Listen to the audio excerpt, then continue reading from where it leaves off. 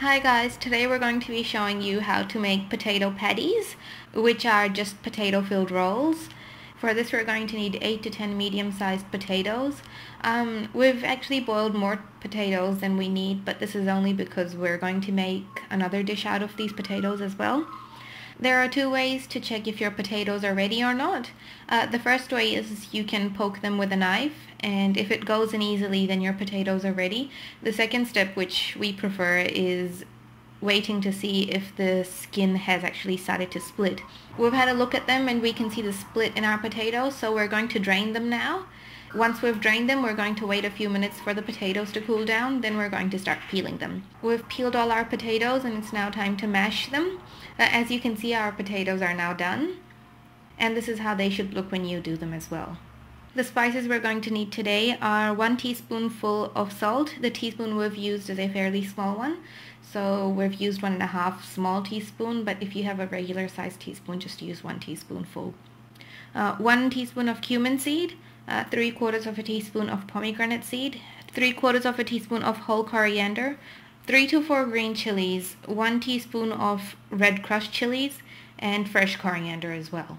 We're going to crush the whole coriander and the pomegranate seed very coarsely first. Because this is a coffee grinder anyway, we can't grind the spices very finely. Next, we're going to add all the spices to the potatoes, the salt, the cumin seed, the pomegranate seed, the coriander, the fresh green chilies, the crushed chilies, and the fresh coriander, and mix it. This is what your potatoes should be looking like once all the spices have been added. We're going to butter the dish using a cube of butter. This we find is the easiest way to butter all our dishes. And then we're going to separate the egg yolk from the egg white. We think this is the best way to separate our egg whites because you can just store the egg back into the fridge once you're done with it, and you can use the yolk the next day. And this way the yolk stays clean and fresh and doesn't dry out either. Now we're going to move on to cutting our pastry.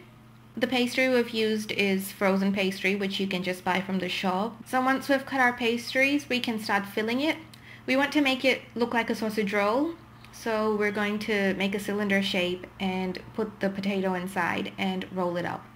We've mixed some flour and water, and we're going to use that to stick the two sides of the pastry together. We're going to roll over one side, and then we're going to roll off the other side on top and stick it together. And turn it over so that the joint goes down to the bottom. We've preheated our oven at 170 to 180 degrees Celsius, and it's a fan-forced oven. And once all our pastries are done, we're just going to glaze them with a bit of egg white. This step makes them look really shiny and really appetizing as well. Now we're going to put them in the oven. We're not sure how long we're going to leave them in the oven for. Usually Mum just checks when the pastry starts looking a little bit red up the top, they're ready. So our pastries are now ready, and we're going to take them out and cut them into smaller pieces. Some people like to cut their pastry before they put it in the oven.